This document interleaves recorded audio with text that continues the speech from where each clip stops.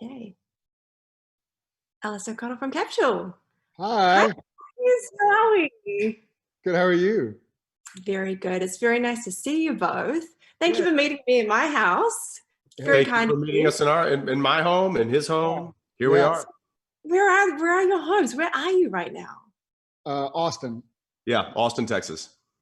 Beautiful. Okay. Because things are probably quite different there to what they are here. I mean, everywhere in the world, things are very different at the moment. But in New Zealand, I mean, we're able to move around a bit freely at the moment that we've only got a couple of cases of COVID here. So they're in quarantine. No, rub it in. Rub it in. Go ahead.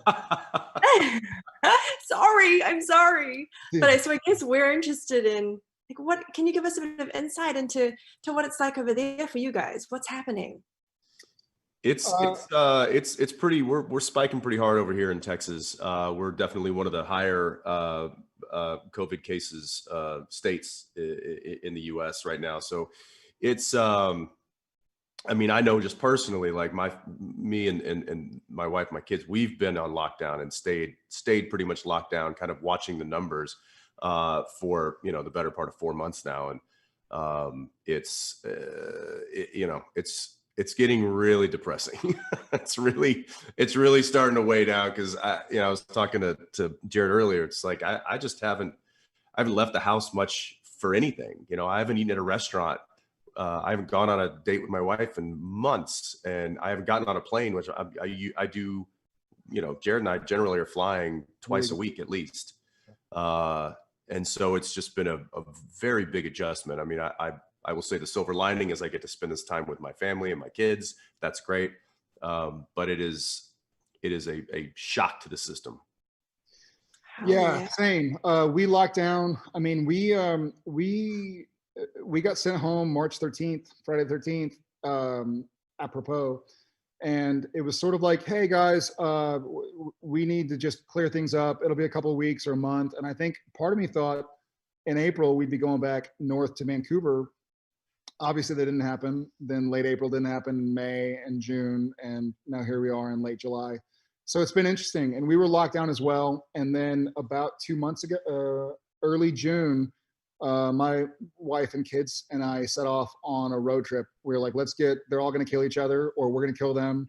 So let's just get them in the cars and just go, like stay somewhere, take our masks. And still it's been, trying to look on the bright side, of which there are many. We've all been lucky enough to not contract the disease or have anybody close to us. I will say the road trip idea though is so great because it's like, it's an acceptable way to put your children in restraints for hours at a time. Exactly. My thoughts exactly. But yeah, that's kind of what we did. So we hit the road, went to the mountains, and kind of just got out of it's I'm not sure what the Celsius conversion is, but it's 90s, 100 degrees here with equal humidity, like and 40 plus. Yeah. So we got out, and then I came back to Austin last week in order to get ready to go back up to Vancouver when we get the word. So oh, good on you. So what has it been for filming? So you've obviously got a few episodes left to film, right? And these are really crucial ones, right? They're arguably the biggest. It's the last 2 episodes of the entire series. I would say that it was kind of structured to where the second to last episode was kind of the season finale, and then the last episode was kind of the series finale. And so we had just started. We had shot 1 day of the second to last episode, and everybody's emotions were starting to get all churned up, and it was like this final push, 15 years behind us, and we're about to wrap it all up with 3 more weeks of work, and then we're all hitting the trail, and boom, they pulled the plug on us. And so it's been weird. At first I was like, wow, this is great because it might give us some time, because we just finished shooting a full season, and usually we're pretty drained those last couple of episodes.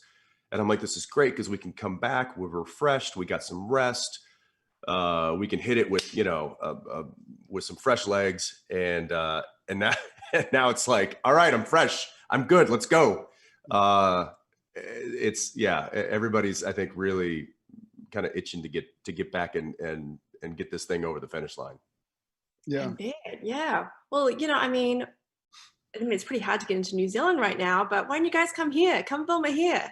Please, please, would love to come there. On my way. On my way. Awesome. Because one of the things that I love about what you guys do for your fans, all this mental health stuff that I think is probably more important now in this time we're living in than ever. I think it's just incredible. We do this thing on our website. We're really encouraging people to check in with one another and ask how they're going. So can I ask you guys today, like, how are you today? Thank you for the question. I think I mean, it's been the last 4 months have run the gamut, you know, from sort of that helpless feeling of what is the world coming to and what's the world going to look like, and just the challenge of the unknown, to now I'm really hopeful. I mean, I got to be honest, this is the first time I believe, I could be mistaken, but I think it's the first time I've really talked about the show for 4.5 months. And obviously that was my day-to-day, week-to-week, month-to-month, year-to-year thing for 15 years. And it feels great. It feels kind of reinvigorating and refreshing. And I'm really optimistic. And I feel like this is maybe the launch pad. This couple hours we're doing is the launch pad to kind of get back to having a purpose. And even seeing you from New Zealand going like, hey, we dig it, thanks for the work. I'm going like, oh yeah, cool. Like I'm about to go serve a purpose again and reach people in a different hemisphere and go work hard and, you know, reconnect with my crew 6 feet away or whatever social distancing requires. But I feel really hopeful and optimistic right now. We're hearing a lot of good news about when we go back to work. So I'm really excited. I feel like the craziness is going to be a little bit easier to ignore for a couple of weeks or a month or however long it takes to finish the show. So I'm good right now. Thank you. Good. How about you, Jensen? Yeah, it's you know, I'm starting to get a little bit of that cabin fever. You know, there's some days where I just, you know, I'll have moments and I'll just be like, what am I supposed to be doing right now? There's a lot of kind of, you know, I'm so used to having a schedule. I'm so used to having having to be somewhere at a certain time, having to show up, having to learn my lines, having to work out a scene or a blocking, or you know, be in the hair and makeup trailer at a certain time, be on set at a certain time. What's for lunch? What's our turnaround coming this weekend? Okay, I've got to get my flights. When are we, Jared? Let's talk about flights when we want to go home this weekend. There's this constant, you know, productiveness that's happening when we're working, and to try and turn that off in your head is taking a break from it is one thing. And I've taken a break, and that break has been over for a while now. And now it's like this adjustment of like turning it off, and I just don't know how to turn. So it's weird. I mean, I you know, emotionally I'm fine, and I have fun with the kids and it's stuff like that. I'm not in a depressive state by any means. But it is just it's an odd sensation. It's an odd emotional place to be right now, because I don't have that direction. I don't have that mission every day when I wake up. You know, my mission is to play with my kids, and they get bored with me after a few hours. There's only so many tricks I have. There's only so many dad tricks I have up my sleeve, and they've seen them all. You know, so it's to say that it's fine, it's great. You know, I've been saying that for months. No, I'm gonna be honest. It's not easy. It's not easy. It's not overly difficult, but it's certainly not easy. Yeah. Oh, well done, guys, for everything you're doing over there and keeping your sanity and keeping each other well. We're trying.